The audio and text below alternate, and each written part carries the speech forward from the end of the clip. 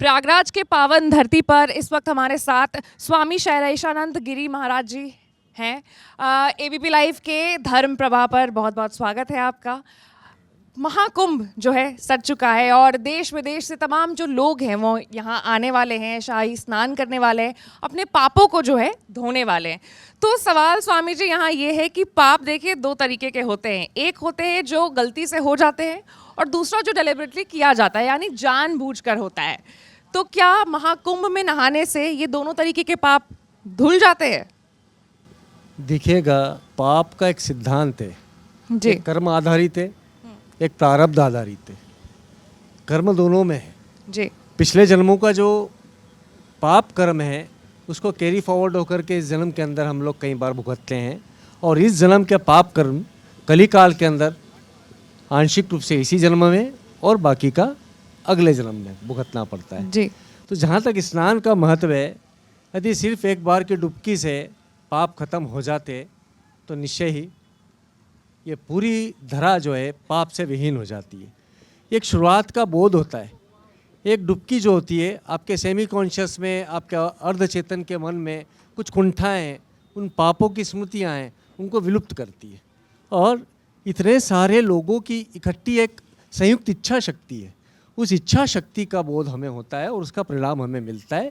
इसलिए हमारे जीवन को नया आयाम मिलने लग जाता है। इसलिए कुंभ की जो डुबकी है इसका विशेष महत्व है। जी, धन्यवाद ये बताने के लिए। हिंदुत्व और सनातन ये दो अलग अलग चीज़ें हैं, लेकिन हमारे देश में जो युवा हैं वो अक्सर इन दोनों चीज़ों में काफ़ी ज़्यादा कंफ्यूज हो जाते हैं। तो आप क्या हमारे दर्शकों को, हमारे देश के युवा को बता सकते हैं कि इन दोनों में अंतर क्या है? जी देखिएगा, दो शब्द निकले इस आधुनिक काल के अंदर। एक हुआ रिलीजन, दूसरा हुआ धर्म। जी। धर्म के अंदर बड़ी व्यापकता है और रिलीजन के अंदर रिकनेक्टिंग विद गॉड है। यानी रिलीजन ये कहता है कि आपने अपने ईश्वर को भुला दिया है और आपको पुनः उनसे मिलवाने का कार्य आपका ये जो परंपरा है, ये जो प्रक्रिया है वो करती है। तो विश्व के जितने भी अब्राहमिक संप्रदाय हैं जिन्हें हम रिलीजन कहते हैं, वो रिलीजन है, क्योंकि उसके अंदर कहेंगे कि अल्लाह तुम्हें माफ़ नहीं करेगा, गॉड विल पनिश यू। तो उसके अंदर ये बात आता है। किंतु जब हम सभी रिलीजनों की बात करते हैं तो उसके अंदर धर्म कहता है एकेश्वरवाद की ओर, कि हमारे अनेक रूप हो सकते हैं किंतु एक ईश्वर है। तो उसको कुरान अपने माध्यम से अलग अभिव्यक्त करती है, जो कि रिलीजन है, कि नौज़ो बिल्लाहि मिन ज़ालिक। वहीं पर यदि हम बाइबल को देखेंगे तो बाइबल कहेगी कि he is the alone father who sent me on this earth to guide is the shepherd. तो वो एक अकेला पिता है, वो ये कहेगी। वहीं पर हमारे जितने भी पंथ है उन पंथों को देखेंगे तो सिख पंथ कहता है एक ओंकार। कई जगहों पर कहा जाएगा सबका मालिक एक। कुछ जगहों पे कहा जाएगा, ऋग्वेद की तो प्रथम अवधारणा ही है अहम एको अस्मि, मैं एक ही हूँ। तो ये जो विषय वस्तु है ये हिंदुत्व को और सनातन को पूर्णतः परिभाषित करता है। हिंदू सनातन को ग्रहित करते हुए जीवन जीने की एक पद्धति है जिसे हम आदिकाल से जीते चले आ रहे हैं। वो हमारे भूभाग के ऊपर निर्भर करते हुए हिंदुत्व कहला गई। और वहीं पे सनातन तो इस प्रकृति के उदय से लेकर के तो अंत तक है, जिसका जो कभी अंत होना नहीं है। तो ये बात पक्की है कि सनातन के ऊपर आधारित प्रत्येक संप्रदाय है, प्रत्येक रिलीजन है। कुछ उसे प्रत्यक्ष स्वीकारते हैं, कुछ उसे अप्रत्यक्ष स्वीकारते हैं। जो प्रत्यक्ष स्वीकारते हैं वो हिंदू है। तो हिंदू और सनातन को इस परिप्रेक्ष्य में हमें लेना होगा।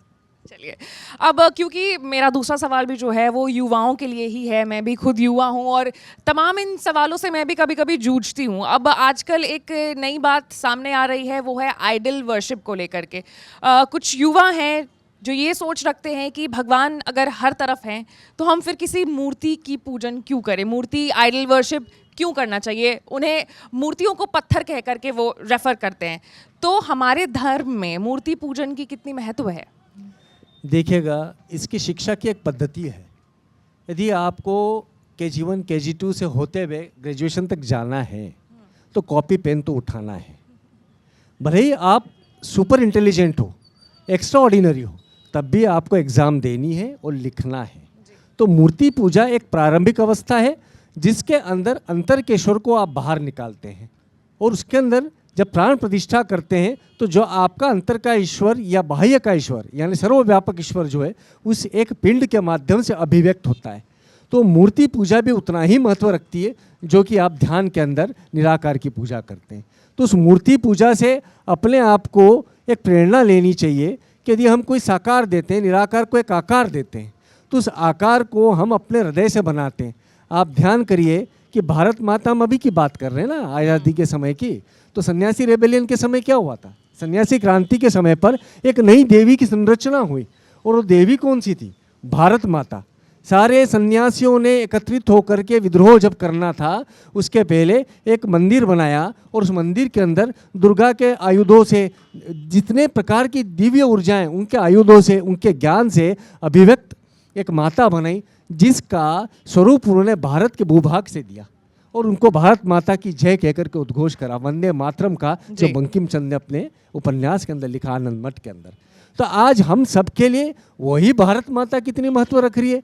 तो यदि हमने हमारे मन के निराकार को एक साकार रूप दिया, वो आराध्या हो गई, वो आराध्य हो गया, तो उसकी शक्ति जो है बेहद उच्च हो जाती है। हम योगी जन तो जो देवता देवी आपने नाम में नहीं सुने होंगे, स्वतः ही निर्मित करते हैं, क्योंकि आंतरिक ईश्वर को बाह्य पिंड के अंदर जब स्थापना करते हैं तो आप क्या करेंगे?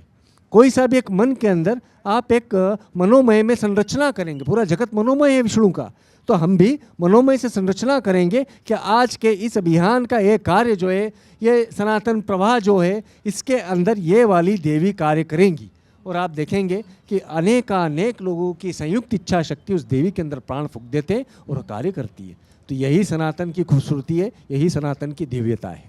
चलिए, अब मेरा आखिरी एक सवाल है, क्योंकि हम सब यहाँ पर जो मौजूद हैं हिंदू हैं, और धीरे धीरे करके धर्म को अपना रहे हैं, कोशिश कर रहे हैं कि धर्म को जितना जाने उतना अच्छा हो। लेकिन अब एक और ट्रेंड देखा जा रहा है कि धर्म जो है, खासकर हमारा जो धर्म है, हिंदू धर्म, वो काफ़ी ज़्यादा कन्वीनियंट धर्म हो गया है। मतलब अगर आपसे होता है ये नियम फॉलो तो ठीक है, वरना नहीं भी करोगे तो भगवान बच्चा समझ के माफ़ कर देंगे। ये एक दिमाग में, मतलब क्या कहूँ मैं इसको, मानसिकता जो है लोगों के अंदर आ रही है। तो क्या हम धर्म को अपने कन्वीनियंस के हिसाब से मोल्ड कर रहे हैं? बिल्कुल, देखिए हमारा धर्म इतना व्यापक है कि जब वो अद्वैतवाद की बातें करता है तो वो द्वैतवाद की भी बात करता है, और द्वैताद्वैत के मार्ग की भी बात करता है। तो आज हमारे सनातन धर्म के अंदर इतनी ज़्यादा जिसे कह सकते हैं धाराएं हैं, कि उन धाराओं के अंदर आपको जो धारा समझ में आती है, जो पंथ समझ में आता है, जो विचार समझ में आता है, भक्ति मार्ग हो, ज्ञान मार्ग हो, ध्यान मार्ग हो, जो मार्ग समझ में आता है उसको अपनाइए। किंतु साथ में ये हम सबको आवश्यक है कि हम ये स्वीकारें कि हमारे 4 वेद, 18 पुराण और प्रमुख रूप से 108 उपनिषद है, स्मृतियाँ हैं, और इन सभी के अंदर जो अभिव्यक्ति है उससे बाहर का आप यदि कुछ भी चीज़ इसके अंदर मिलावट करने की कोशिश करेंगे तो कहीं ना कहीं वो एडल्ट्रेशन जो है वो विष को जन्म देगा। तो हमें हमारे जीवन शैली के अंदर सनातन की वैदिक अवस्थाओं को समझना आवश्यक है। इसलिए मैं निरंतर रूप से शस्त्र और शास्त्र की बात करता हूँ कि यदि हमें हमारे स्कूल एजुकेशन के अंदर शास्त्र दिया जा रहा है तो शस्त्र की मिलिट्री एजुकेशन भी जरूरी है आधुनिक काल के अंदर, तो वो भी हमारा धर्म है। वहीं पर हम यदि प्रयोग धर्मिता करते हैं तो जितनी विश्व है, ये पूरा विश्व हमारी लेबोरेटरी है, सनातन का एक प्रयोगशाला है। इस प्रयोगशाला में भी हम निरंतर प्रयोग करते रहें, और सनातन को तभी हम व्यापकता दे पाएंगे जब हम इसको और व्यापक बनाएंगे। कुंद कर देंगे ना, तो विवेकानंद जी ने क्या कहा था जी? संपूर्ण विश्व प्यासों की तरह आपकी ओर तक रहा है, कि एक चमत्कार भारत से निकलेगा और संपूर्ण विश्व को सरोबार कर देगा। और आप हैं कि अपने आसपास कुएं की दीवार बनाते चले जा रहे हैं कि ये नहीं आना चाहिए, वो नहीं आना चाहिए। सबको आने दीजिए, हमारी खूबसूरती को दिखाइए, देखिएगा हमारे सनातन के अंदर वो ताकत है कि यदि कोई विधर्मी भी आ जाएगा तो उसका धर्म छोड़ करके, उसका संप्रदाय छोड़ करके हमारी शरण में आता है कि नहीं आता है। इसलिए हमें बहुत व्यापक होने की बेहद आवश्यकता है। चलिए, धन्यवाद आपका बहुत बहुत स्वामी जी यहाँ पर आने के लिए, और ख़ास करके युवाओं को मैं कहूँगी तो एनलाइटन करने के लिए धर्म की तरफ, सनातन की तरफ। शुक्रिया। एबीपी लाइव को भी मेरी ओर से हार्दिक साधुवाद, धन्यवाद। ओम नमो नारायण।